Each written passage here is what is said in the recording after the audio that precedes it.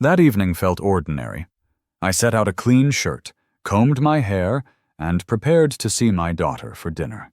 I was reaching for my jacket when my phone buzzed on the counter.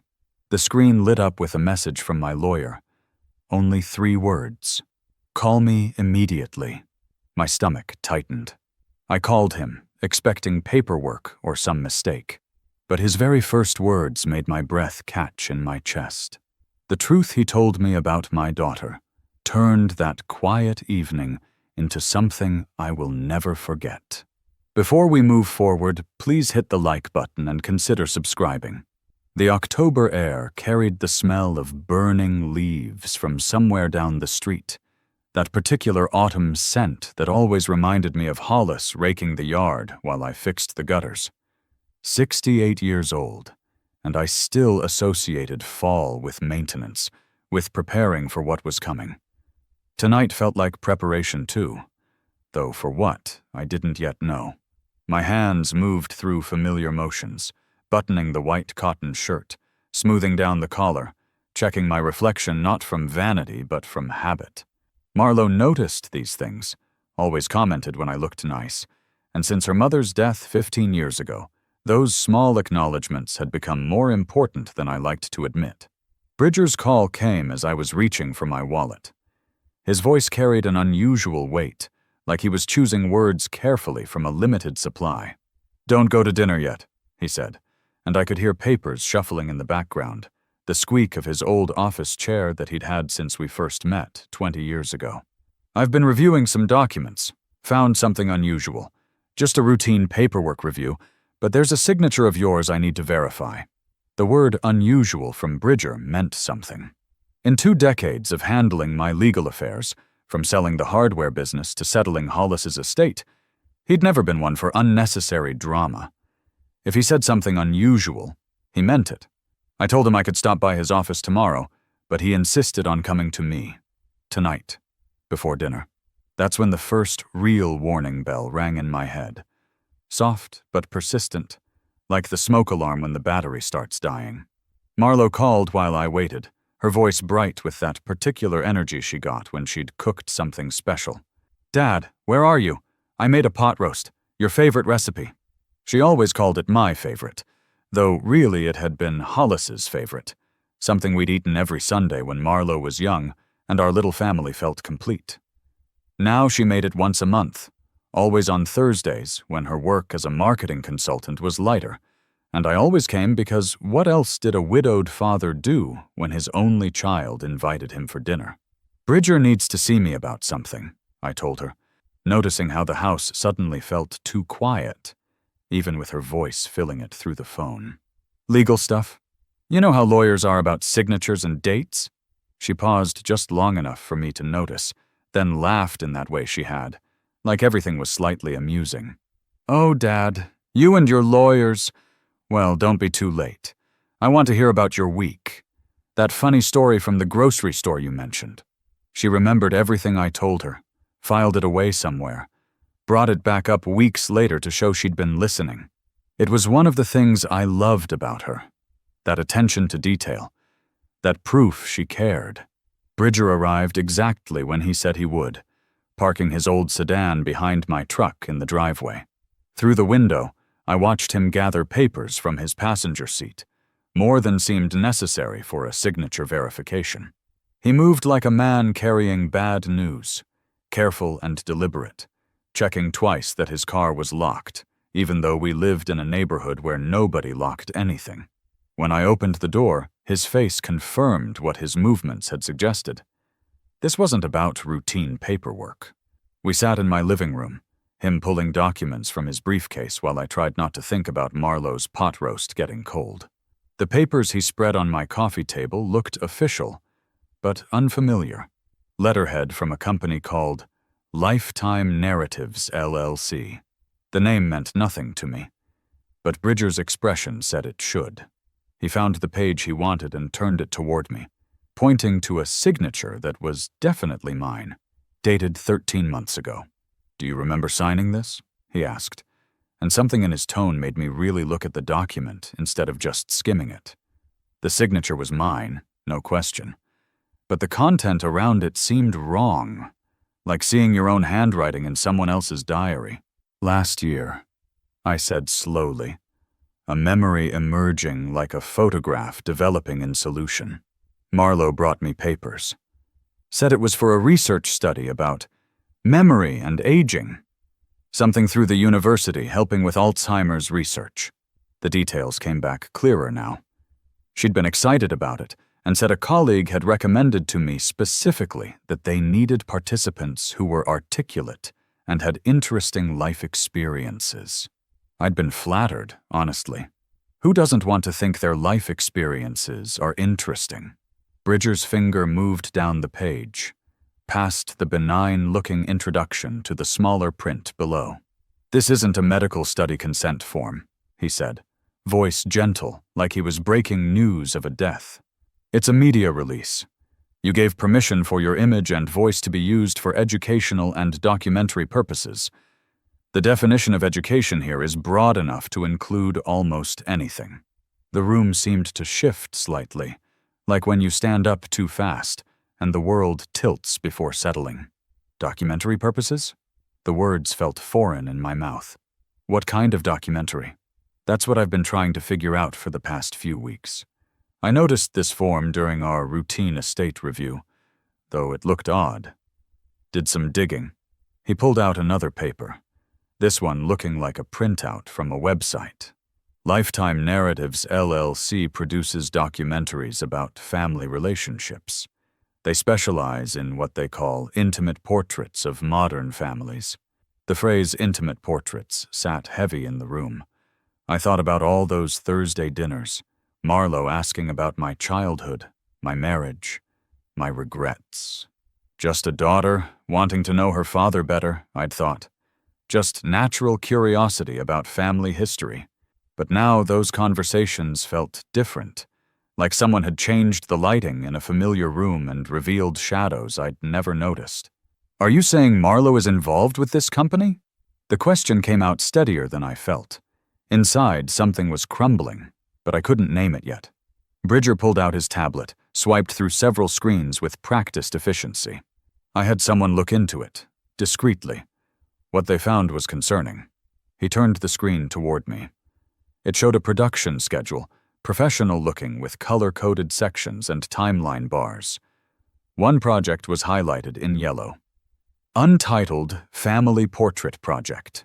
The subject line included my first name, though the last name was blacked out. The status read, "Production Phase." My phone buzzed. Marlowe again, texting this time. "Dad, is everything okay? The food's getting cold. Should I save you a plate?" Each word seemed to carry weight now, like she was speaking in code I was only just beginning to recognize. "There's more," Bridger said, and I wondered how there could possibly be more. How this evening could tilt any further from normal. He showed me another document, this one an email dated 6 months ago. The sender's address was partially visible, enough to see it came from Marlowe's personal account. The recipient was someone at Lifetime Narratives. The subject line read, "Thursday schedule confirmation." The email itself was brief but devastating. "Confirming our regular Thursday evening schedule works perfectly. He's most relaxed then, more open to sharing. The consistency helps with continuity. Let me know if you need any specific topics covered. M." I read it 3 times, each pass making the words more real and less believable simultaneously. The he was obviously me. The Thursday dinners I'd thought were about family connection were about something else entirely. But what? And why? And for how long? How long has this been going on? My voice sounded distant, like someone else asking the question. Based on what I've found so far, at least 18 months with official documentation, but there are indications it might have started earlier in a less formal capacity. Bridger's legal precision couldn't soften what he was saying. My daughter had been documenting me, recording me probably, for at least a year and a half, maybe longer. The clean shirt I was wearing suddenly felt like a costume, something I'd put on to play a role I didn't know I'd been cast in. How many Thursday nights had I dressed up, driven to her house, sat at her table, and performed without knowing there was an audience? The thought made me feel exposed, like discovering you'd been living in a house with glass walls you'd thought were solid. What do I do? The question came out small, nothing like the confident businessman I'd once been, the man who'd built a hardware chain from nothing, who'd navigated Hollis's cancer with steady determination. This was different. This was betrayal from inside the walls. First, we need more information, Bridger said, already packing some documents while leaving others for me to review. I'll keep investigating, carefully. For now, go to dinner if you feel up to it, but be observant. Don't let on that you know anything. We need to understand the full scope before we decide how to respond. After he left, I sat in my recliner staring at the papers he'd left behind. The media release form with my trusting signature. The email about Thursday schedules. The production timeline with my name reduced to a subject line.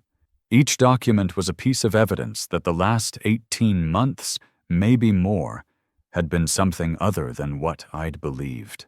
Every story I'd shared about Hollis, every tear I'd shed missing her, every moment of vulnerability I'd shown my daughter had potentially been captured for purposes I didn't yet understand. The drive to Marlowe's house took the usual 12 minutes, but time felt elastic, stretching and compressing with each revelation cycling through my mind. Her neighborhood looked the same as always, well-maintained lawns and houses that suggested successful lives being lived behind their windows. But now I wondered what performances might be happening in those houses too. What secrets were being documented? What trust was being cataloged for later use? She answered the door before I could knock. Must have been watching for my car. Her smile was warm, concerned, and perfect. "Dad!" I was getting worried. Come in. Everything's still warm." She hugged me, and I noticed things I'd never noticed before. The way she positioned us in the doorway, visible from the street. The way she held the embrace just a beat longer than necessary. The way she stepped back and looked at me, like she was checking camera angles. "You look nice," she said, gesturing at my shirt. "Is it new?" "Just clean," I said, the words carrying more weight than she could know. The house smelled like pot roast and something else. Furniture polish, maybe, or the particular scent of a space that's been recently prepared. Everything looked exactly as it always did, but also completely different. The dining room with its soft lighting that she said was easier on my eyes. The chair where I always sat, facing the window. The careful arrangement of everything, from the flowers on the sideboard to the photos on the walls. It was perfect. Too perfect. Like a stage waiting for its actor to take his mark. Sit, she said, guiding me to my usual spot. "Let me get you some wine. The Malbec you like." As she poured, I noticed her hands were perfectly steady, her movements practiced and smooth. How many times had she performed this exact scene? How many Thursday nights had been rehearsed, recorded, documented? And the biggest question of all, the one that made my chest tight with something between anger and grief. Why? But I sat in my designated chair, accepted the wine she poured, and prepared to eat dinner with my daughter. Because Bridger was right. I needed to understand the full scope of whatever this was. I needed to know how deep the deception went. And most of all, I needed to know if there was anything real left between us, or if I'd been nothing but content all along. "So," Marlowe said, sitting across from me with that attentive expression I'd always treasured, "tell me about your week." And despite everything I'd just learned, everything that had shattered in the past hour, I began to talk. But this time, I was watching her as carefully as she was watching me. The performance had begun, but now both of us knew we were on stage. Only one of us knew the other knew, and that small advantage felt like the only solid ground left in a world that had suddenly become very uncertain. Sleep never came that night. I lay in bed still wearing the dress pants from dinner. too exhausted to change, but too wired to rest. The ceiling fan turned in slow circles, casting shadows that moved like clock hands marking time I couldn't get back. Every Thursday dinner for 18 months, maybe longer, replayed in my mind with new context. The questions she'd asked about Hollis's last days, the way she'd encouraged me to describe my loneliness, how she'd always had tissues ready when the memories got too heavy. Had she known which stories would make me cry? Had she planned for those tears? Morning arrived gray and damp, fog pressing against the windows like the world trying to hide itself. Coffee tasted like ash. Breakfast was impossible. My phone showed 3 texts from Marlo, sent at intervals through the night. Hope you got home safe. Then, thanks for coming despite the lawyer stuff. Finally, love you, Dad. That last one sat in my throat like something I couldn't swallow. The words looked the same as always on the screen, but their meaning had shifted, become unknowable. At 7:30, too early for social visits, but not for the kind of conversation we needed to have. I heard a car in the driveway. Through the kitchen window, I saw Marlo getting out of her silver sedan, carrying what looked like a covered dish. She moved with purpose, the way she did when she'd decided something needed fixing. Her professional clothes, even this early, suggested she'd been up for hours, too. Maybe neither of us had slept. I opened the door before she could knock, and for a moment we just looked at each other. In the morning light, without the soft staging of her dining room, she looked older than 42. There were lines around her eyes I hadn't noticed before, or maybe hadn't wanted to notice. She held up the dish like a peace offering, though peace from what she couldn't know I knew. "I brought breakfast," she said, her voice carrying a forced brightness that didn't match the concern in her eyes. "The leftover pot roast made into hash. Your favorite weekend breakfast when I was little." She was right about that. Saturday mornings when she was young, I'd take the leftover Friday roast and transform it into something new. She'd sit at the counter watching, asking endless questions about why the onions went in first, why the potatoes needed to be cut just so. Teaching her to cook had been one of my favorite parts of being a father. Now I wondered if those memories were being cataloged too, filed away for some purpose I didn't yet understand. "Come in," I said, stepping aside. She moved through my house with the familiarity of someone who'd grown up here, setting the dish on the stove, finding plates without asking where they were. Her movements were efficient, but there was something else there too. A nervousness maybe, or a performance of nervousness. With Marlo, I was learning, it was hard to tell what was real. "About last night," she began, serving the hash onto plates I'd bought with Hollis 30 years ago. "You seemed different, distant. Did Bridger say something that upset you?" The question was perfectly natural, exactly what a concerned daughter would ask, but I heard it differently now, heard the probing underneath, the attempt to gather information. I took a bite of hash to buy time, tasting memory and suspicion in equal measure. The food was good. She'd always been a good cook, but knowing what I knew made it hard to enjoy. "Just estate stuff," I said finally. "Forms and signatures. You know how lawyers are." She watched me over her coffee cup, and I could see her measuring my response, filing it away. "What kind of forms?" "Old ones. From last year. He's doing a review of everything." I kept my voice casual, unspecific. Let her wonder what Bridger had found. Something flickered across her face, there and gone like a bird's shadow. She set down her cup with careful precision, the small clink against the saucer louder than it should have been. "Oh? Anything I should know about?" The question hung between us like a test. She was fishing, trying to understand what I knew without revealing what she was hiding. But I'd learned to fish too, in all those years running a business, negotiating with suppliers who smiled while trying to overcharge. "Should you know about something?" Her laugh came out slightly wrong, a half note off key. "No, of course not. I just meant if it affects inheritance or anything. Not that I'm thinking about that," she added quickly. "You know what I mean." I did know what she meant, or at least what she wanted me to think she meant. But the mention of inheritance sent a chill through me. Was that part of this too? Was the documentary about more than just documenting? The thought that she might be building a case for something, establishing evidence of decline or incompetence, made the hash turn solid in my stomach. "Dad?"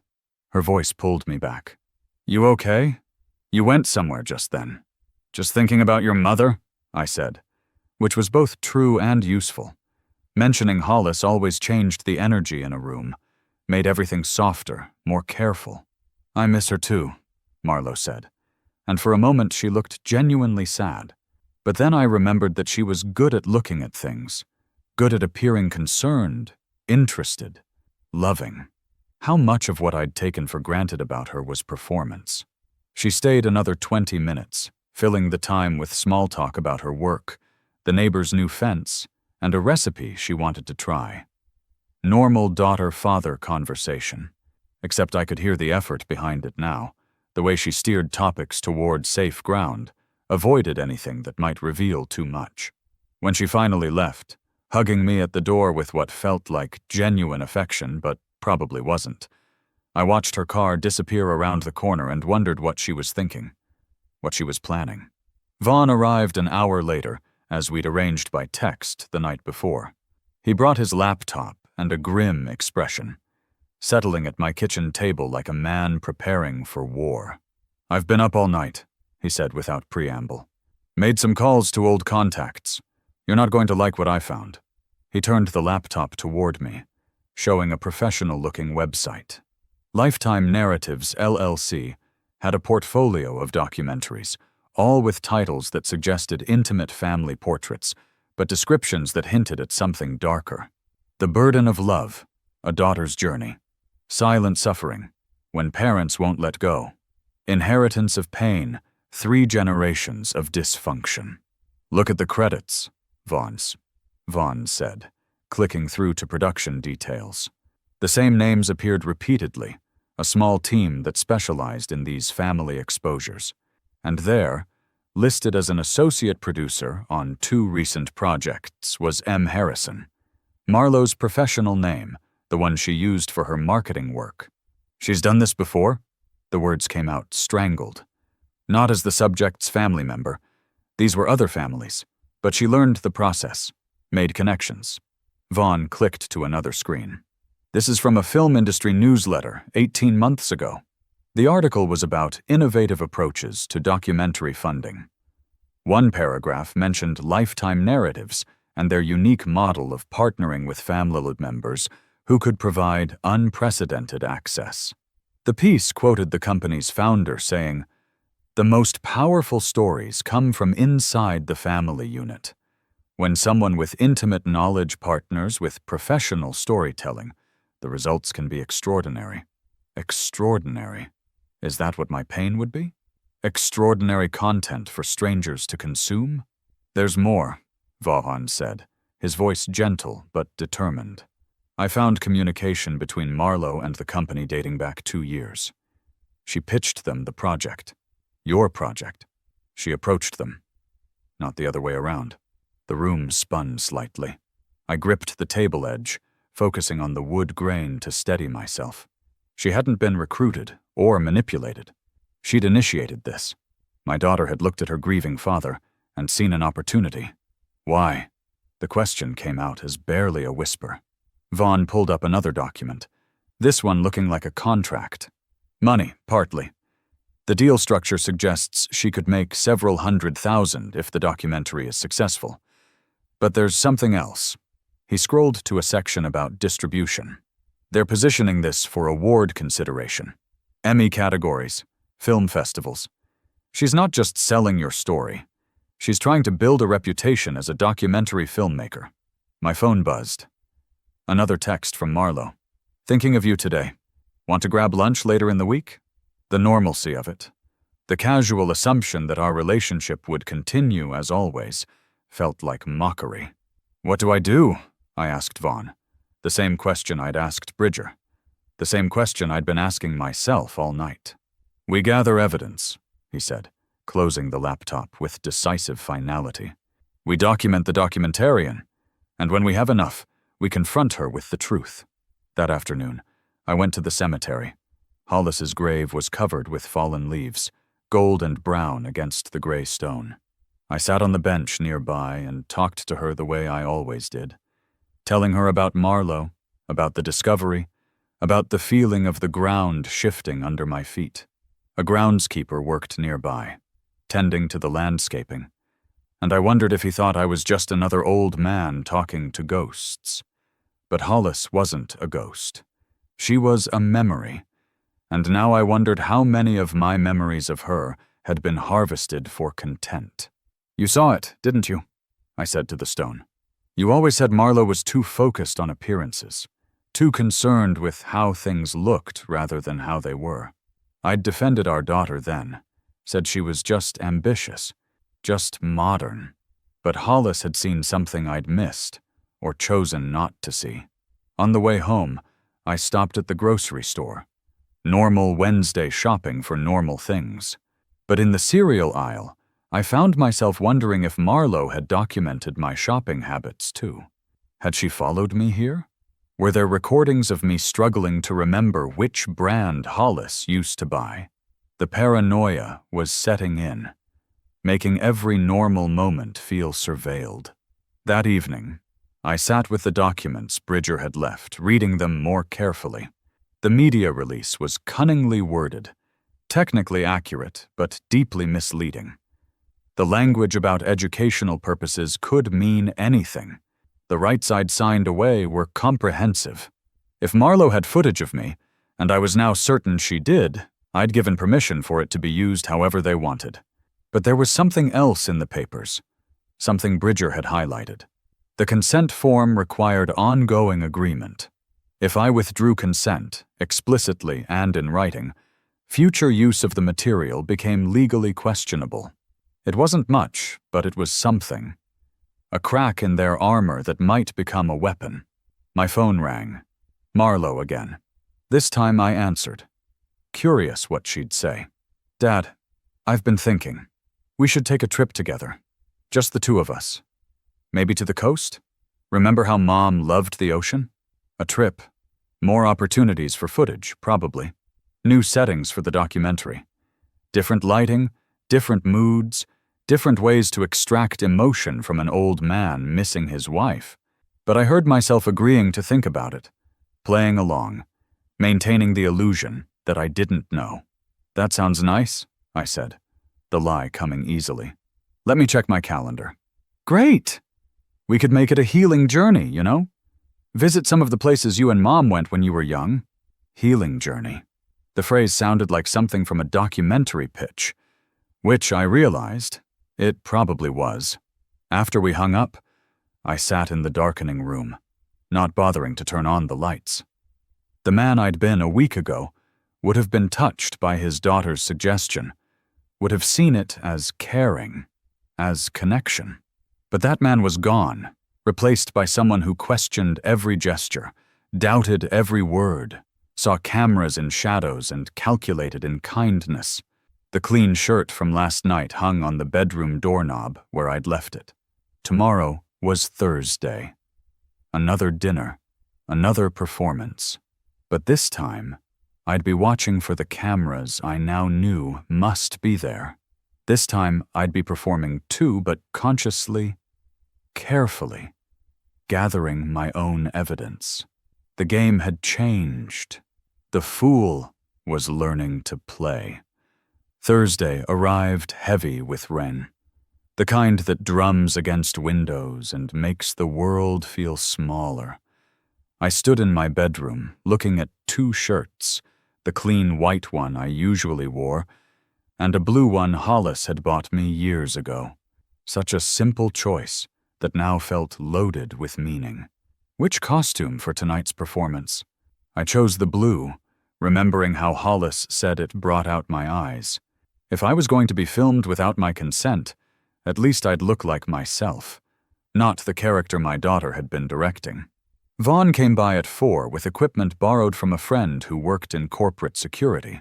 Small devices that looked like pens, buttons, everyday objects that were actually something else.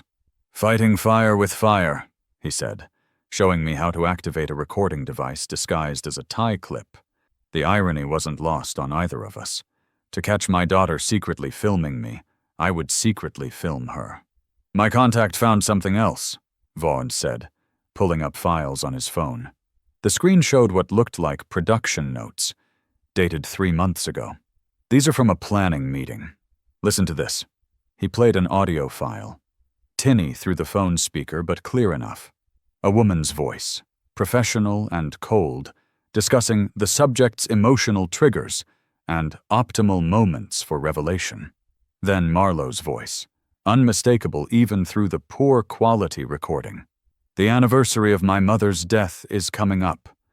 He always gets vulnerable then. We should plan something around that date. The anniversary. 6 weeks away.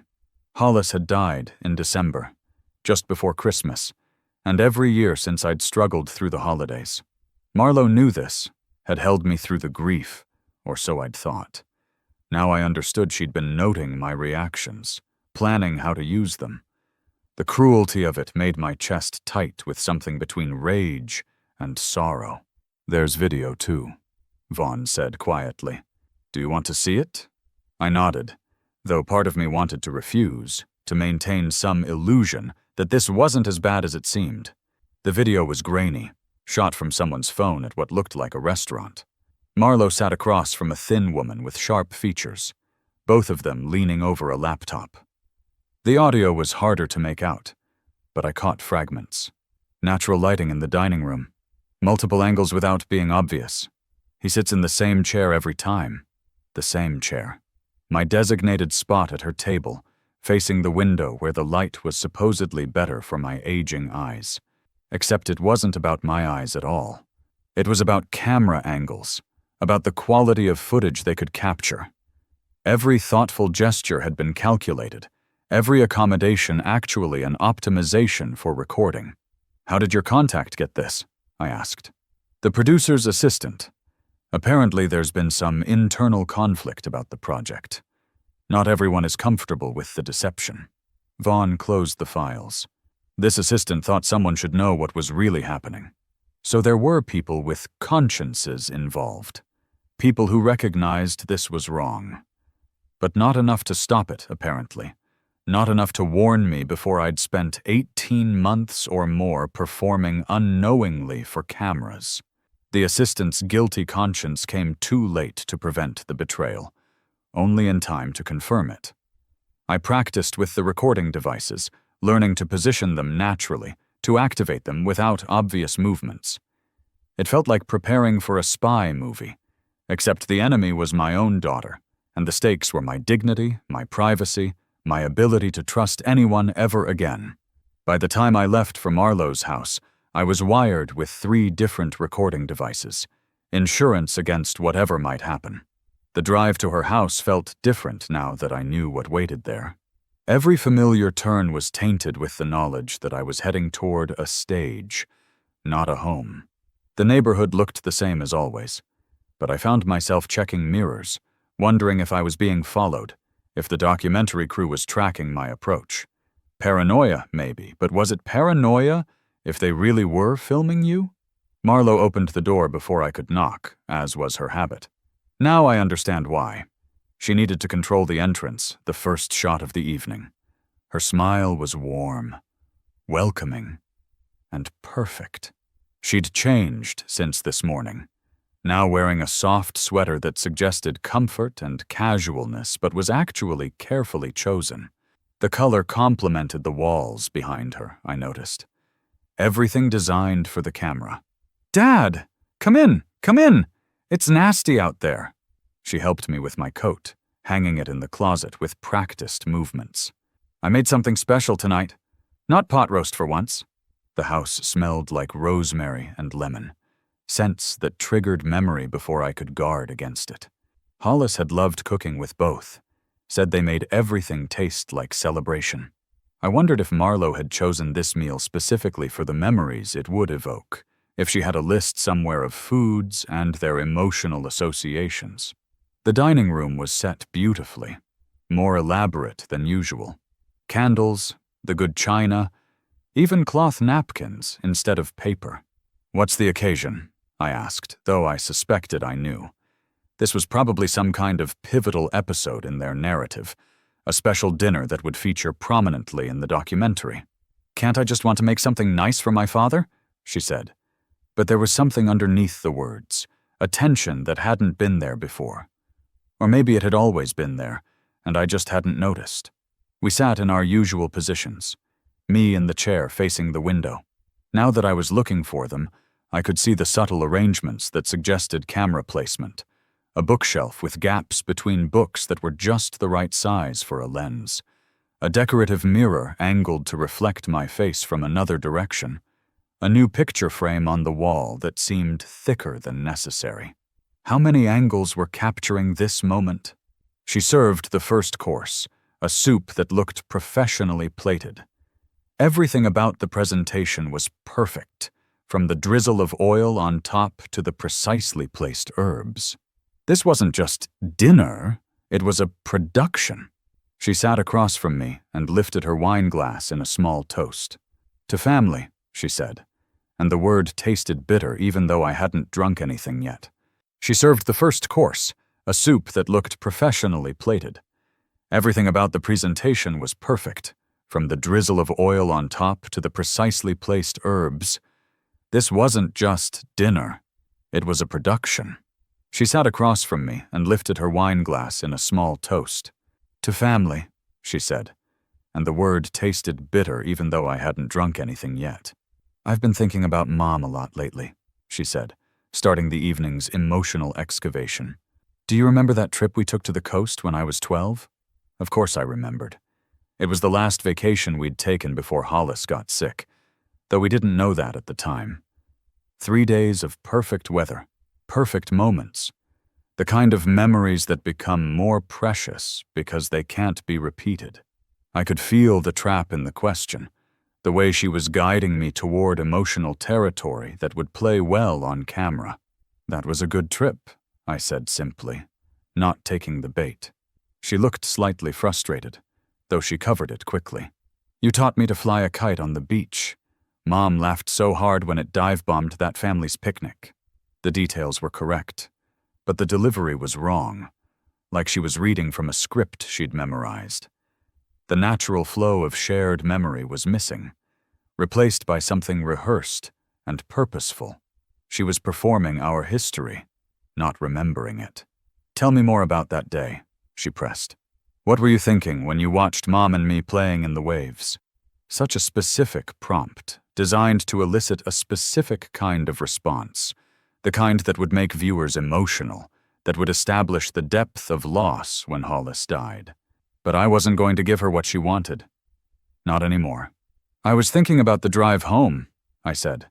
"Traffic was going to be bad on Sunday." Her face flickered with annoyance before smoothing back into daughterly interest.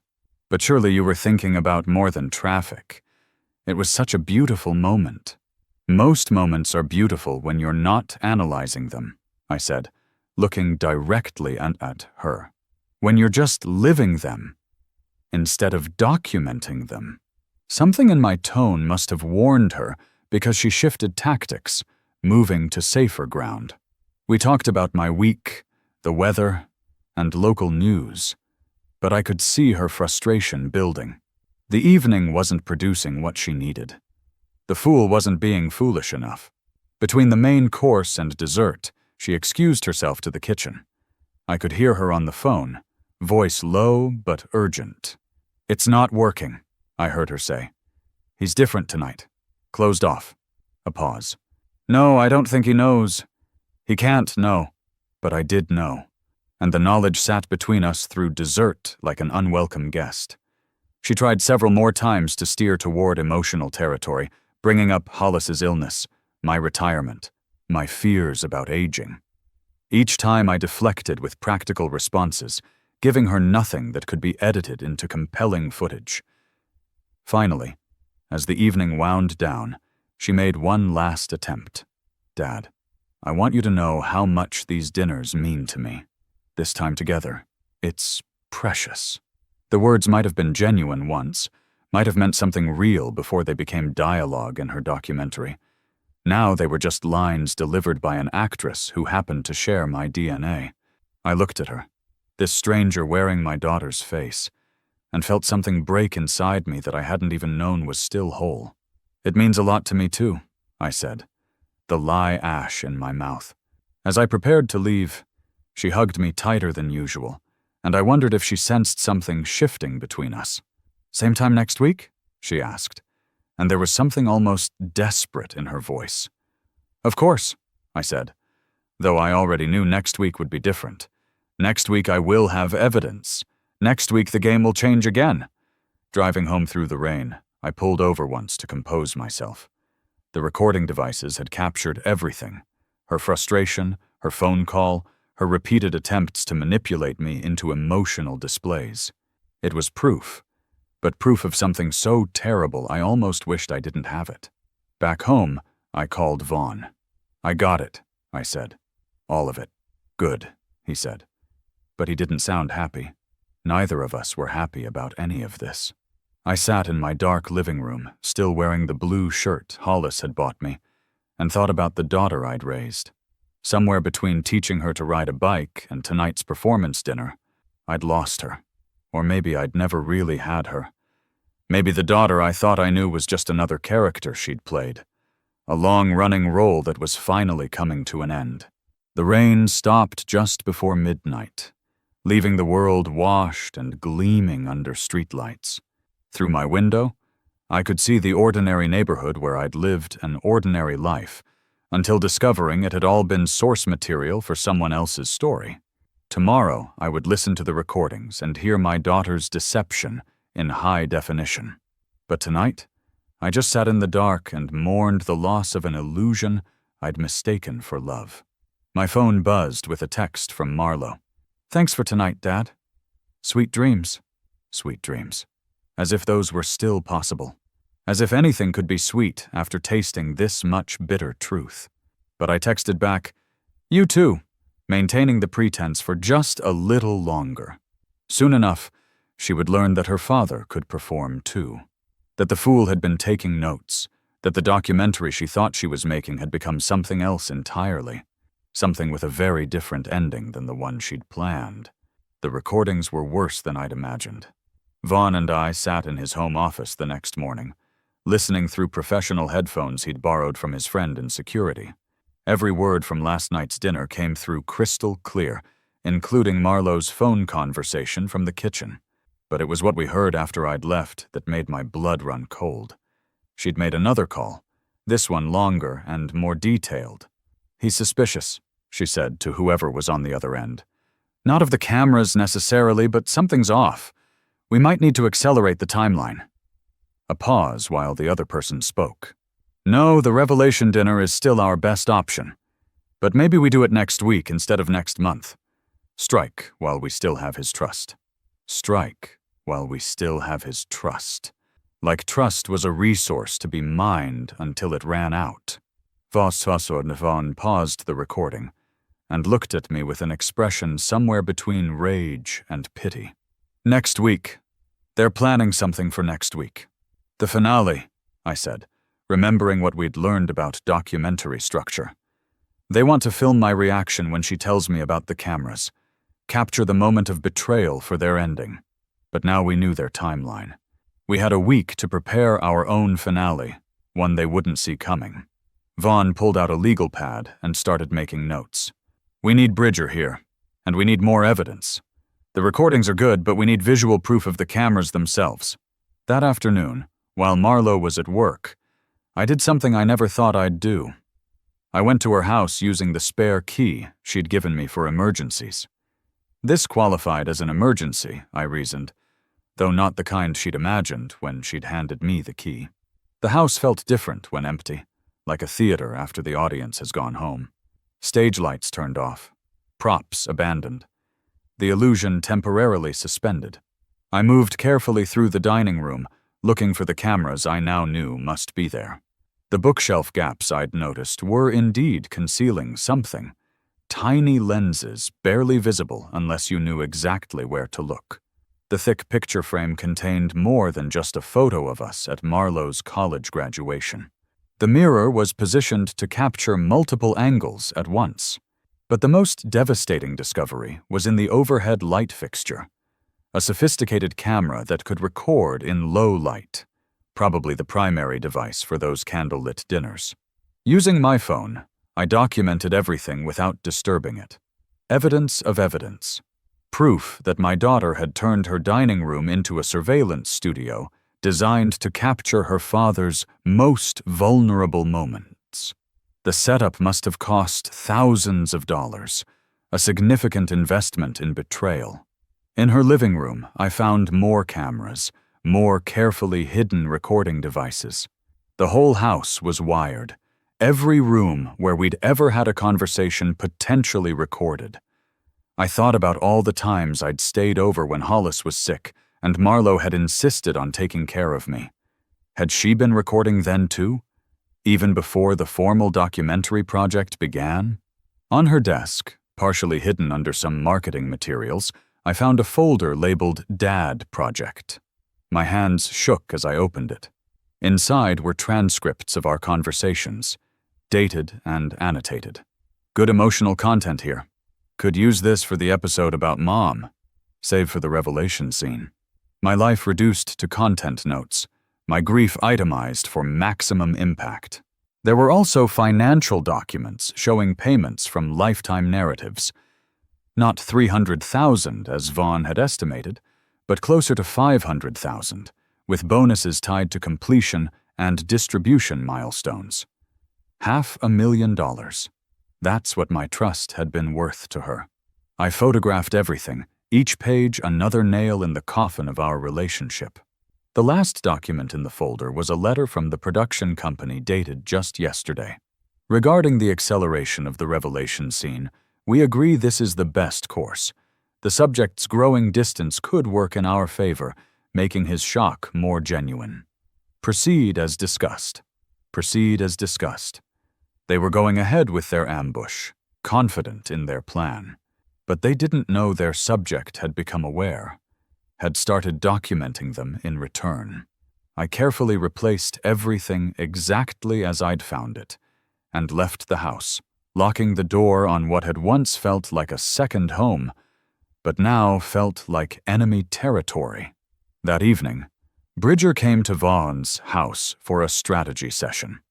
He reviewed the evidence we'd gathered with the careful attention of a lawyer building a case. "This is good," he said finally. "More than good. It's actionable. We could get an injunction, stop the broadcast before it happens. But that's not enough," I said. "I don't just want to stop it. I want to expose it. I want everyone involved to know what they tried to do." Bridger smiled, the kind of smile that reminded me why he'd been so successful in corporate law before retiring to estate planning. "Then we need to think bigger. The revelation dinner they're planning. What if we turn it into something else?" We spent the next 3 hours planning, using Vaughn's marketing experience and Bridger's legal knowledge to craft something that would flip their script entirely. By the time we finished, we had a plan that would not only expose the deception, but ensure it could never happen to anyone else. Saturday brought an unexpected text from Marlowe. "Dad, can we have lunch? Just casual, nothing special. I miss you." The last sentence might have been true in some twisted way. Maybe she did miss the father she'd been successfully manipulating, the one who didn't deflect her emotional mining attempts. We met at a small cafe downtown, neutral territory where cameras would be harder to hide. She looked tired, stress showing in the lines around her eyes and the way she kept checking her phone. The pressure of the accelerated timeline, probably. Or maybe the strain of maintaining such an elaborate deception. "You seem different lately," she said over coffee, studying me with an intensity that might have been concerned but was probably analysis. "More distant. Are you feeling okay?" "I'm fine," I said, returning her scrutiny. "You seem stressed, though. Work problems?" She laughed, but it sounded forced. "Something like that. A big project with a tight deadline." A big project. Is that what I was? Just another project to be completed, delivered, and monetized. I wondered what her spreadsheets called me. Subject 1? Dad asset? Content generator? Actually, she said, leaning forward with a sudden decision. I wanted to talk to you about next Thursday. I'm planning something special. A celebration dinner. What are we celebrating? I asked, though I knew exactly what she had in mind. Just us. Our relationship, these years of dinners. I want to do something to honor that. To capture how much it's meant to me. Capture. Such an interesting choice of words. So accurate, and yet she had no idea how much I understood its real meaning. I agreed to come, even suggested I might dress up for the occasion. Her relief was visible, her smile genuine for the first time in days. She thought she had me back, thought her fool was returning to form. 7 o'clock? She confirmed. And Dad? I might invite a couple of friends if that's okay. People who've been wanting to meet you. Friends. Production crew, more likely. Witnesses to my humiliation, cameras to capture every angle of my shock when she revealed the truth, or what she thought was the truth. She had no idea how much truth would actually be revealed that night. Sunday I spent with Vaughn, going over our plan again and again. He'd reached out to contacts in the media, people who might be interested in a story about exploitation and betrayal in the documentary industry. We had 3 journalists lined up, ready to attend Thursday's dinner if we gave the word. Bridger had prepared legal documents that would be delivered at precisely the right moment. Everything was in place. Monday passed in a strange calm, like the eye of a storm. I worked in my garden, did ordinary things, tried to remember what life had felt like before I knew about the cameras. It seemed like another lifetime, when I'd trusted easily, loved without question, believed in the simple bond between father and daughter. Tuesday brought another text from Marlo, confirming Thursday's dinner and asking if I had any dietary restrictions for her special menu. I almost laughed at the absurdity of it. She'd been feeding me meals for years, knew exactly what I could and couldn't eat, but needed to maintain the pretense that this was somehow different, somehow special. Wednesday afternoon, I went to the cemetery one last time before everything changed. Hollis's grave was covered with fresh flowers. Not from me. The groundskeeper said a woman had been there that morning and had spent an hour sitting on the bench. Marlo, probably, setting up her emotional state for tomorrow's performance. Or maybe, just maybe, saying goodbye to her mother before destroying her father. It ends tomorrow, I told Hollis. Whatever this has been, whatever our daughter has become, it ends tomorrow.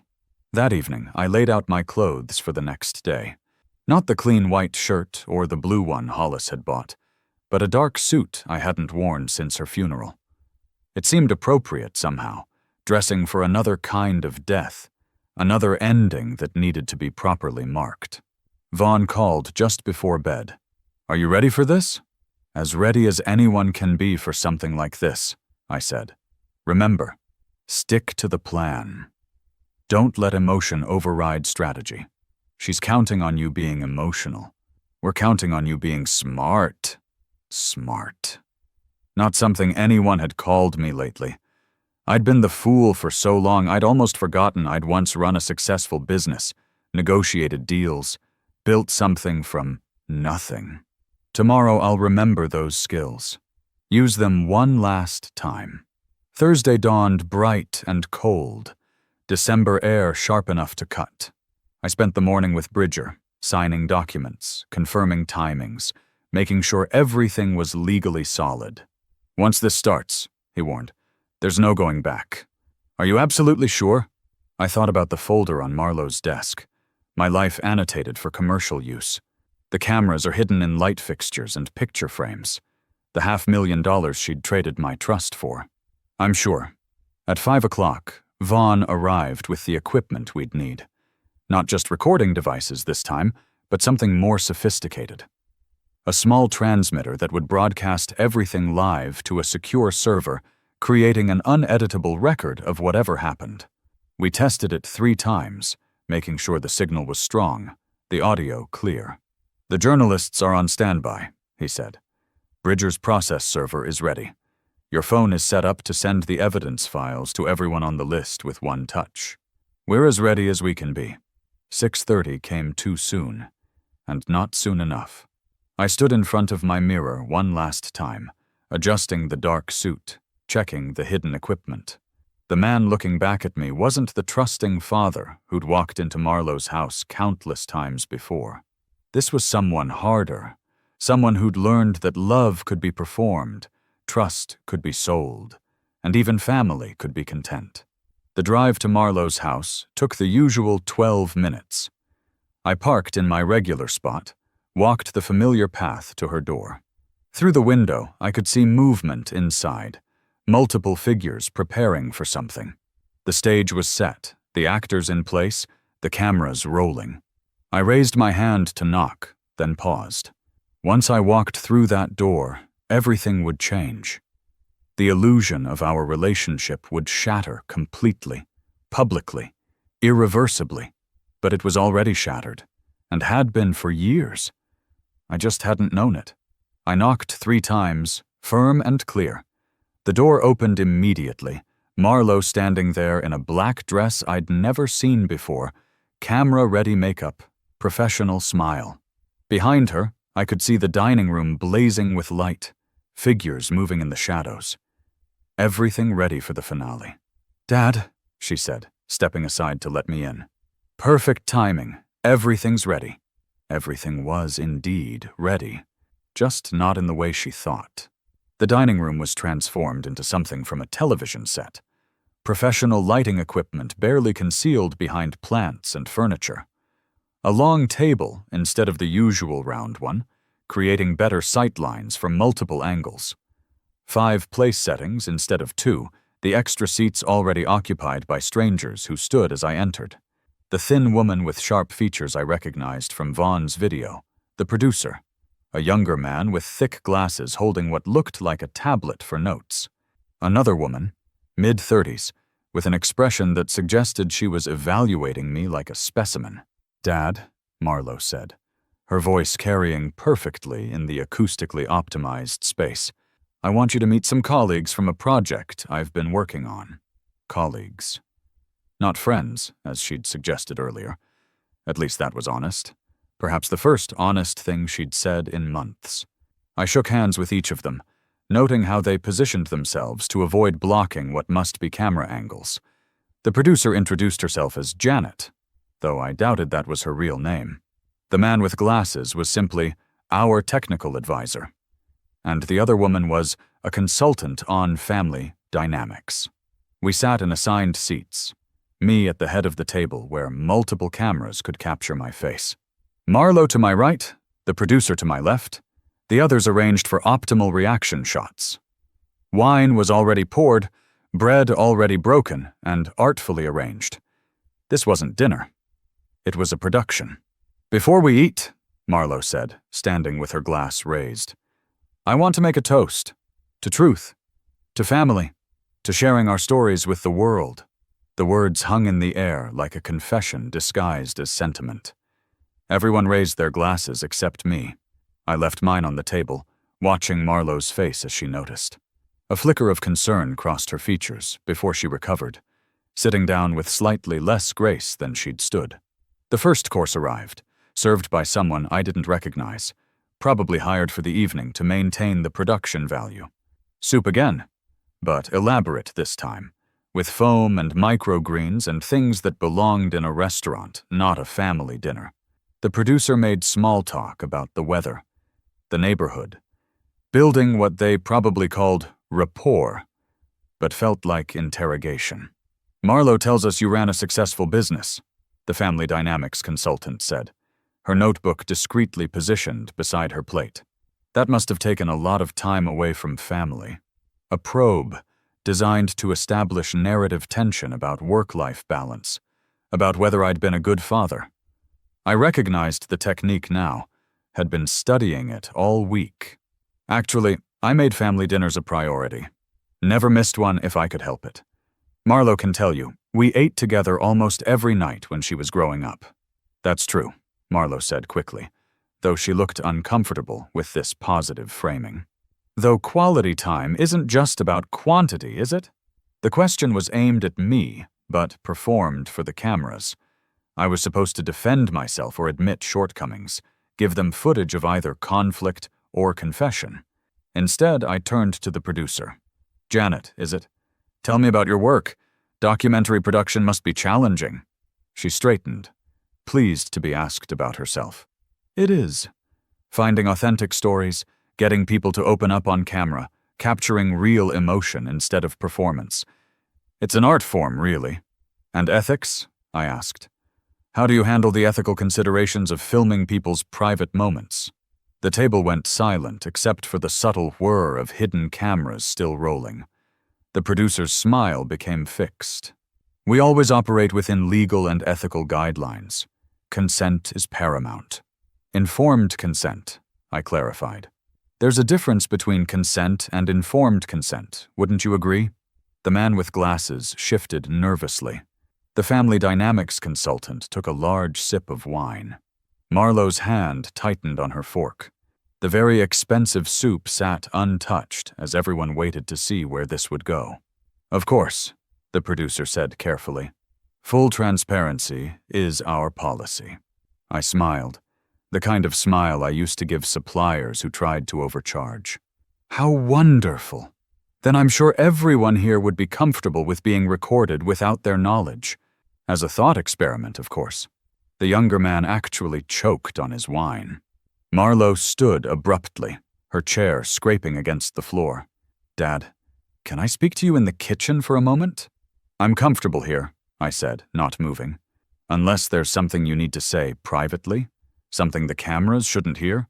Her face went through several expressions in rapid succession, like a slot machine spinning before landing on forced calm. "No, of course not. I just wanted to check on the main course." She left the room, and I could hear urgent whispering from the kitchen, probably talking to crew members stationed there. The producer tried to salvage the moment. "Mr. Harrison, you seem tense. Is everything all right?" "Just thinking about trust," I said, loud enough for every microphone to pick up clearly. "How much trust it takes to invite someone into your home, to share meals with them, to believe they have your best interests at heart." The family dynamics consultant was writing frantically now, probably noting my defensive behavior and trust issues. Let her write. She'd have much more to document soon. Marlowe returned with forced brightness, followed by the hired server carrying the main course. Lamb, expensive and perfectly prepared, with vegetables arranged like art. The cost of this meal alone probably exceeded our usual Thursday dinners by a factor of 10. All for the cameras, all for the show. "Dad," Marlowe said as plates were distributed, "there's something I've been wanting to tell you. Something important about these dinners we've shared." Here it came. The revelation they'd all gathered to witness. The moment when the fool would learn he'd been fooled.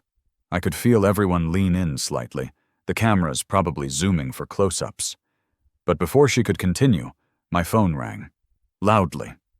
I'd set it to maximum volume for exactly this moment. "I should take this," I said, looking at the screen where Bridger's name appeared. "It's my lawyer."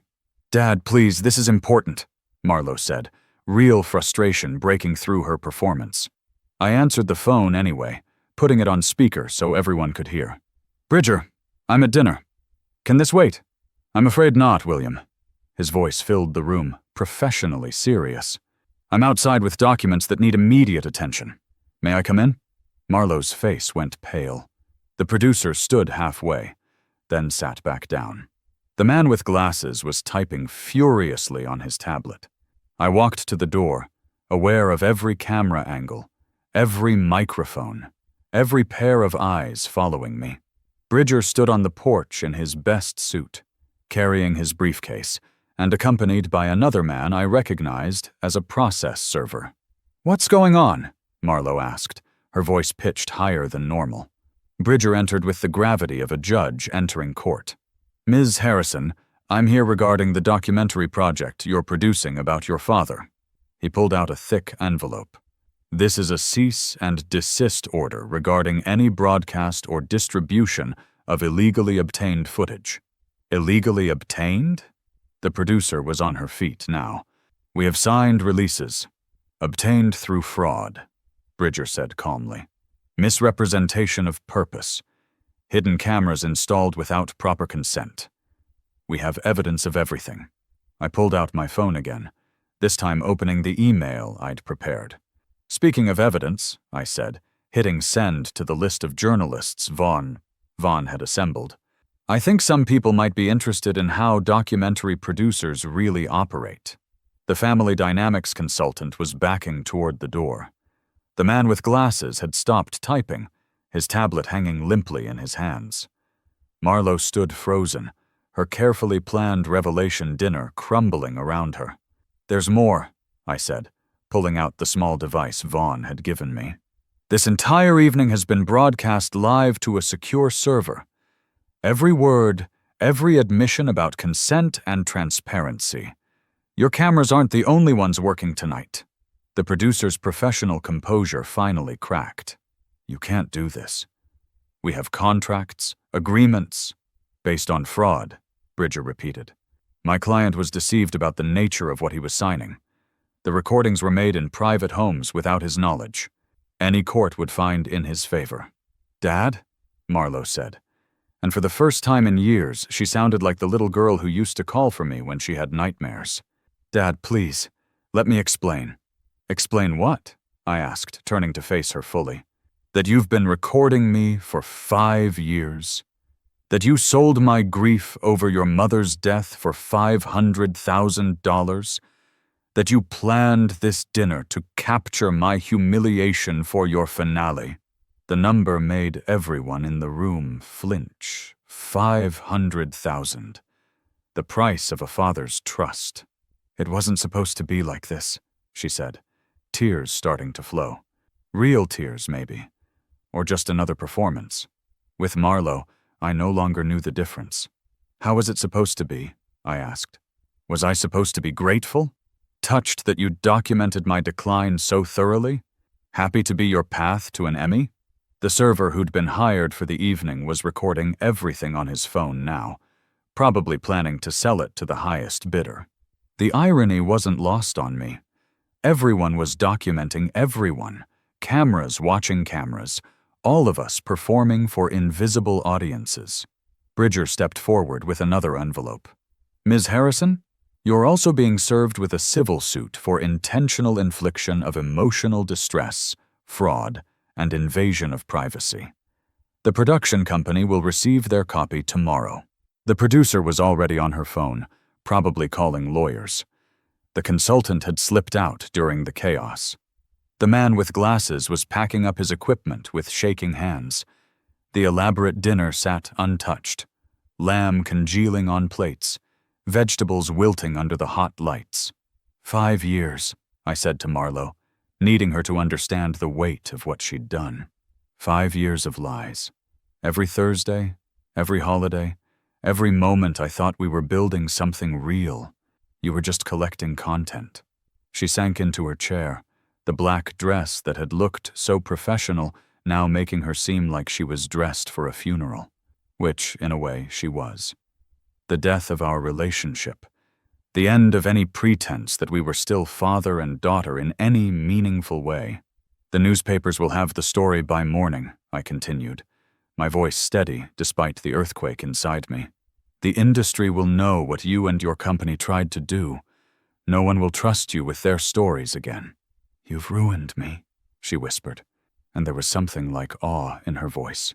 You've destroyed everything I've worked for. No, I said, gathering my coat, preparing to leave this house for the last time. You destroyed it the moment you decided I was content instead of your father. I just documented the destruction. The producer tried one last appeal. Mr. Harrison, surely we can come to some arrangement. This doesn't have to be public. I looked at her. This woman who'd helped turn my life into entertainment, who'd encouraged my daughter to betray me for money and fame. You're right. It didn't have to be public. You could have chosen not to film me secretly for 5 years. You could have chosen honesty. You chose this. Bridger and I walked toward the door together, leaving behind the wreckage of what was supposed to be Marlo's triumph.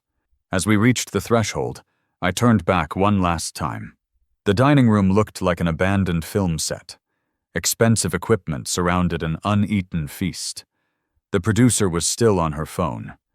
The technical advisor had his head in his hands. And Marlo sat alone at the table she'd so carefully set, surrounded by cameras that were still recording her devastation.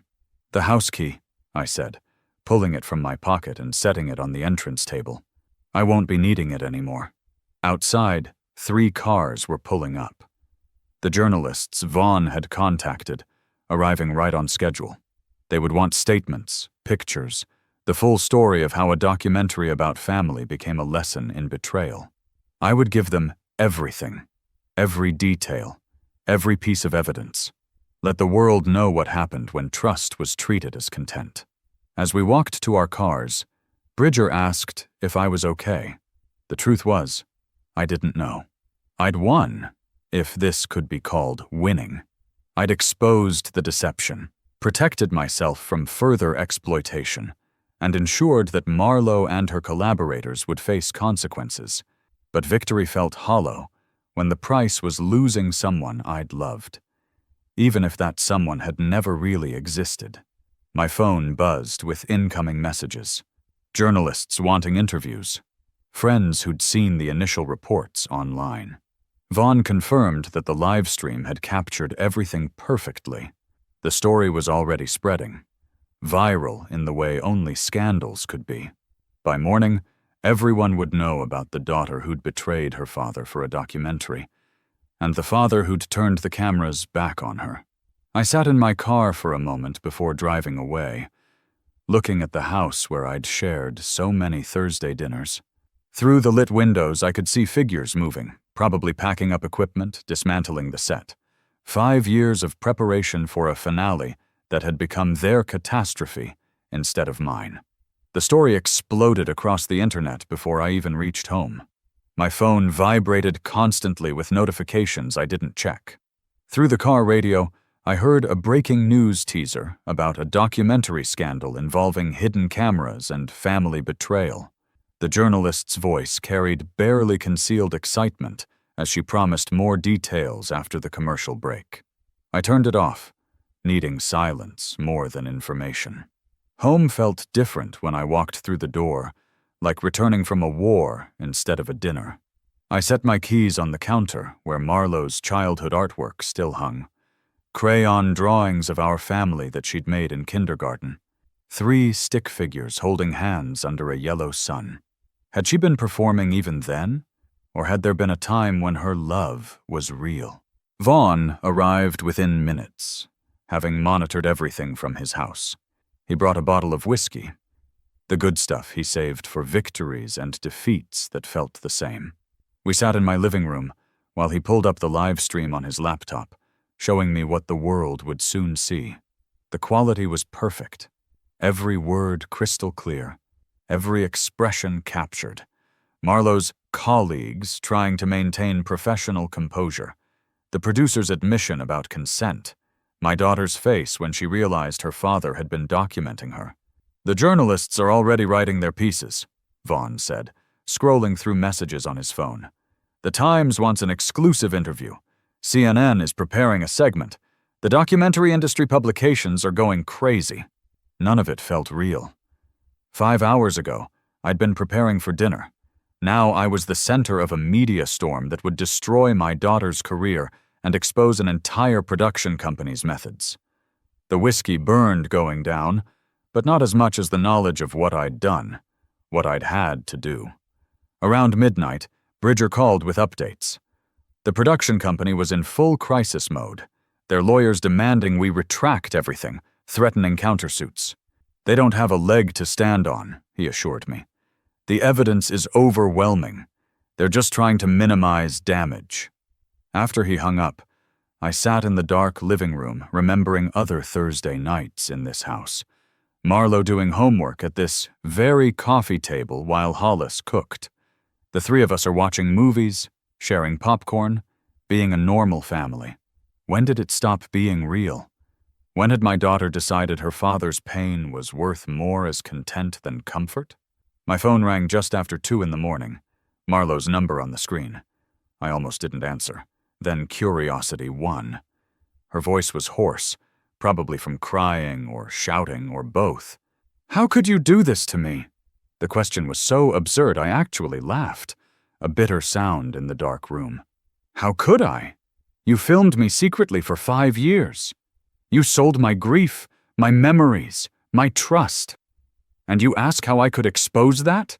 "It wasn't supposed to happen like this," she said, repeating her earlier defense. "The documentary was going to be beautiful. A meditation on aging and memory and love. You would have been proud of it, eventually." Proud? Of being betrayed? Of having my private moments sold to strangers? Of discovering my daughter saw me as content to be monetized? The anger felt clean, purposeful, better than the hollow ache of loss. "I'm ruined," she said, and there was wonder in her voice again. "My career is over. No one will work with me. The production company is dropping the project and might even sue me. 5 years of work, gone. 5 years of deception," I corrected. 5 years of lies. Every Thursday, sitting across from me, pretending to care while calculating the value of my emotions. She was quiet for a long moment, just her breathing on the line. Then, in a smaller voice, "I did care. Part of me cared. It just got complicated." Complicated. Such a simple word for such elaborate betrayal. "No, Marlowe. It was actually very simple. You chose money and fame over family. You chose ambition over love. Those aren't complicated choices. They're just wrong ones." "What am I supposed to do now?" she asked, and for a moment she sounded genuinely lost. "I don't know," I said honestly. "That's not my problem anymore. You ended our relationship the day you installed the first camera. Tonight just made it official." I hung up before she could respond. There was nothing left to say. No words that could bridge the gulf between us. She'd made her choices over 5 years of deliberate deception. I'd made mine in one evening of calculated revelation. Both of us would live with the consequences. Sleep was impossible, so I made coffee and watched the sun rise through my kitchen window. The neighborhood looked exactly the same as yesterday, but everything had changed. By now, the story would be spreading through morning news cycles. People would be reading about it over breakfast, discussing it at work, sharing opinions on social media about a relationship they'd never witnessed but felt qualified to judge. Vaughn texted that the story had gone international. Documentary filmmakers in Europe were distancing themselves from similar practices. Industry organizations were announcing new ethical guidelines. The production company's stock price had dropped 12% in overseas trading. The ripples were spreading far beyond our Thursday dinners. Around 8, an unexpected visitor knocked on my door. The young man with glasses from last night, the technical advisor, stood on my porch, looking exhausted and conflicted. "Mr. Harrison, I'm sorry to bother you. I'm David, and I wanted to apologize." I let him in, curious about what he had to say. He sat nervously on my couch, the same spot where Bridger had first shown me the evidence of betrayal. "I've been struggling with this project for months," he said. "I knew it was wrong, the secret filming, the manipulation. But I needed the job, and I told myself it was Marlowe's family, her choice. But you stayed," I pointed out. "You participated." "I did to some," he admitted. "And I'm ashamed of that. When I saw what you did last night, turning everything around, making us face what we were doing, it was like watching justice happen in real time." He pulled out a flash drive from his pocket. "This contains all the raw footage from the past 2 years. Everything they filmed, unedited. I thought you should have it. To destroy or keep or whatever gives you peace. 2 years of surveillance, handed to me on a device smaller than my thumb. I took it, feeling its weight despite how light it was. Why are you giving me this?" "Because it's yours," he said simply. "Your life, your memories, your privacy. It should never have been taken from you." After he left, I held the flash drive, wondering what to do with it. Part of me wanted to destroy it immediately, burn away any record of those violated years, but another part recognized it as evidence, proof of what had been done, protection against any attempt to rewrite history. The phone rang constantly throughout the morning. Reporters, friends, distant relatives who'd seen the news. I didn't answer any of them. What was there to say? The story was already out there, spreading and mutating with each retelling. My private betrayal had become public entertainment, which carried its own bitter irony. Around noon, another surprise visitor. The producer, Janet, looking older without her camera-ready makeup and professional positioning. She stood at my door like someone approaching a confessional. "I know you have no reason to listen to me," she began. "You're right," I said. But I didn't close the door. "I've been doing this for 15 years, she continued. Turning family dysfunction into content. Telling myself I was documenting important social dynamics, creating art. But watching you last night, seeing it from the other side, I finally understood what we've been doing to people." "And what have you been doing?" I asked, genuinely curious about her perspective. "Vampirism," she said, using the same word the critic had used. "Feeding on real pain to create artificial narratives. Your daughter came to us with the idea, yes, but we encouraged her, taught her how to maximize emotional extraction, how to position cameras, and how to manipulate conversations. We created a monster because monsters make compelling television. She was already capable of it," I said, surprising myself by defending Marlowe even slightly. "You just gave her the tools." "Maybe," Janet said. "But tools change people. Cameras change how we see. When everything becomes content, nothing remains sacred." She left without asking for forgiveness, which I wouldn't have given anyway. But her visit added another layer to my understanding of what had happened. Marlowe hadn't acted alone. She'd been enabled by an industry that valued stories over souls, ratings over relationships. That afternoon, I finally watched some of the news coverage on my computer. The story had evolved beyond just our family drama. Experts debated documentary ethics. Other families came forward with similar experiences. The production company announced they were suspending all projects pending review. Marlowe hadn't been seen since last night, though reporters were camped outside her house. One segment featured an interview with a documentary filmmaker who condemned what had been done to me. "Trust is the foundation of our work," she said. "When we violate that trust, we destroy not just individual relationships, but the entire credibility of documentary storytelling." Another channel had assembled a panel to discuss privacy in the digital age. They used terms like surveillance capitalism and consent theater and performance of authenticity. My Thursday dinners had become a case study in academic discussions I didn't fully understand. As evening approached, I realized it was Thursday. For 5 years, I'd spent Thursday evenings at Marlowe's house. The routine was so ingrained that my body expected to be somewhere else, doing something else. But that life was over now. That pattern was broken. I heated a can of soup, ate alone at my kitchen table, and tried not to think about what Marlowe might be doing in her dining room surrounded by disabled cameras. Vaughn called to check on me. "You did the right thing," he said, though it sounded more like a question than a statement. "Did I?" I asked. "I destroyed my daughter's life. Publicly. Deliberately. What kind of father does that?" "The kind whose daughter secretly filmed him for 5 years," Vaughn replied. "The kind who had to choose between being a victim and fighting back. You chose to fight, but fighting had its costs." As night fell, I sat in my recliner looking at family photos on the mantel. Marlowe's graduation, her wedding, holidays and birthdays and ordinary moments that had seemed precious once.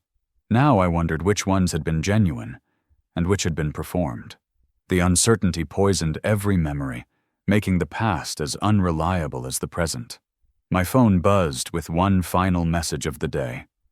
An unknown number, but the words were clearly from Marlowe. "The cameras are gone, all of them. The house feels empty without them. Or maybe it's empty without you, I can't tell anymore." I didn't reply. There was nothing to say that hadn't been said. No bridge that could span the chasm between us. She'd chosen surveillance over relationships, performance over authenticity. money over family. The consequences of those choices would follow her far longer than any documentary would have lasted. Before bed, I stood in my bathroom looking at my reflection in the mirror. The man looking back had aged years in the past week. The lines were deeper, the eyes more guarded, the expression of someone who'd learned terrible truths and survived them. I wasn't the fool anymore, but I wasn't sure what I'd become instead. A survivor? A victor? Or just another casualty of an age where everything could be content and everyone could be betrayed by those they trusted most? Tomorrow would bring more interviews, more revelations, more consequences. The story would continue evolving, becoming something beyond what any of us had intended. But tonight, in the silence of my house, I mourned the daughter I'd thought I had, and the relationship that had never really existed. The cameras were gone, but the damage they'd documented would last forever. Thank you for listening to this old man's story. What would you do if you were at my place? Please feel free to share your thoughts in the comment below.